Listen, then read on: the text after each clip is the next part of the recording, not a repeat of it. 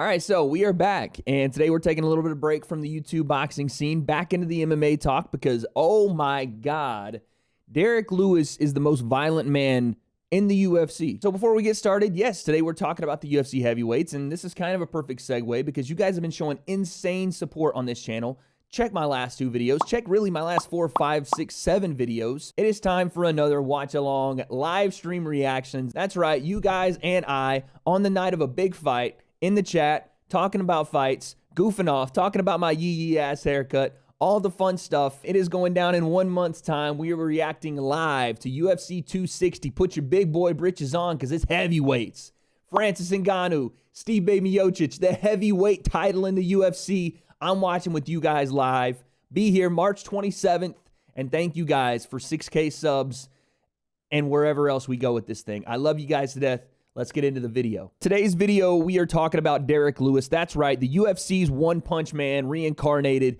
This guy is one of the most, if not the most violent men in the world. So let's talk about what happened Saturday night. We had Curtis Blaydes, the second-ranked heavyweight in the UFC, versus Derrick Lewis, the number 4 ranked heavyweight. We all know Derrick Lewis is a guy that's hilarious on Instagram. His post-fight interviews are always gold. Derrick, why'd you take your pants off?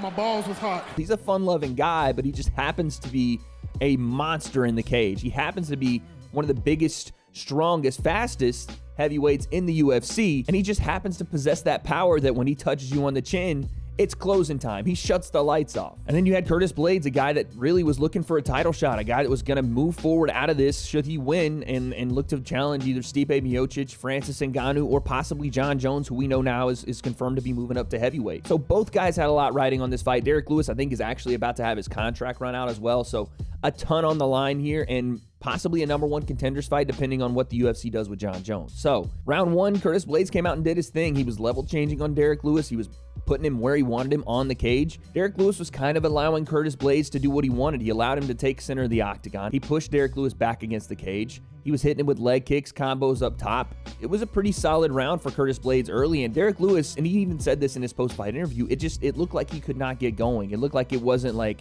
nothing was clicking for him. Derrick Lewis holds the record for most knockouts in the heavyweight division in the UFC, where dudes are handing out knockouts like Oprah hands out cars at her show. So really, he could be asleep for 2.5 rounds, chilling, eating a sandwich, talking to the crowd, drinking some coffee, trying to wake up, and by the time he does, and that right hand lets go, like I said, it could change the fight in one shot. And that's what happened. There's a moment in that first round, I think it was pretty early on, like 30 seconds in, where again, you saw the game plan from Derrick Lewis's team and you saw it from Curtis Blaydes' team. Curtis Blaydes throws an overhand right. It goes completely over the head of Derrick Lewis, but he looks to go and shoot for a takedown off the overhand. Derrick Lewis throws a right hand. It was a short right hand, but it landed on Curtis Blaydes and he immediately took off. He was not trying to run the pipe and complete that takedown in the middle of the cage. He might have gotten it, but he felt that power and got out of town quick because the power that Derrick can generate in such a short time and in such a short distance. So that was a small indication early on that could happen, and it did in a big way. So in the second round, again, more of the same from both guys. Again, Curtis Blaydes kind of taking center of the octagon and control of the pace of the fight. He's just putting Derrick Lewis kind of where he wants him. He'll push him to the side of the cage,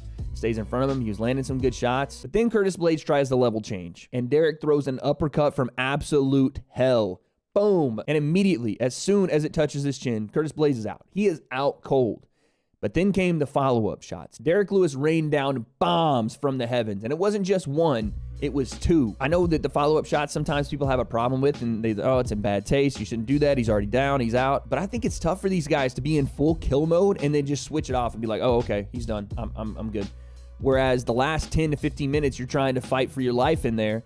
Now you just got to switch it off like that. I don't think it's that easy, so I don't blame Derrick Lewis. Herb Dean should have tried to get in there. I'm not going to blame Herb Dean for not being fast enough. Derrick Lewis is a fast guy. But, yeah, that was nasty. I don't know if you guys heard this on the telecast, but Bisping and some of the other commentators were talking, and you heard Curtis Blaydes in the background, like, yelping and like, trying to wake back up. It was scary, man. So, yeah, Derrick Lewis continues to step up in big moments, man. He even said at the post-fight interview, they didn't feel like himself in there. He couldn't get his body going even in warm-ups. And that should tell you how scary Derrick Lewis really is. Because this guy didn't even feel like going out there. He didn't feel like himself. He couldn't get going in the fight. And still one shot, still one uppercut puts Curtis Blaydes away. That's his 20th knockout or something like that. It's crazy how many times this guy, when he walks into a cage, he puts someone on a deathbed and then leaves. If you're Derrick Lewis, you should be calling out John Jones yesterday for a fight. Because if they're going to skip over Derrick and they're going to give John the next title shot, you need to line yourself up for that next fight. And Derrick doesn't have to be disrespectful about it, but you got to be like, hey, listen, man, I've been in this heavyweight division a long time. You just going to walk in here and take my shot? That's what Derrick needs to be doing. That's the fight that I would like to see, him and John Jones, because the title's wrapped up right now. Or if John contends for the title and wins it, Derrick's got himself a brand new dance partner and maybe a shot at the title. I'm excited for all options because I feel like Derrick Lewis does literally have that one punch ability. He has that puncher's chance in almost any fight he gets into. Granted, John Jones and Stipe might have something to say about the wrestling aspect of those things, but you actually never know with this guy. The question remains, is he the most violent man in the UFC? Is he the most violent man in combat sports? With 20 knockouts to his name, and it seems like when he touches you, you just go to sleep, I'd say it's a toss-up. Him, Francis, obviously Stipe, but he's right in that conversation. Derrick Lewis, your winner, and possibly the most violent man in combat sports.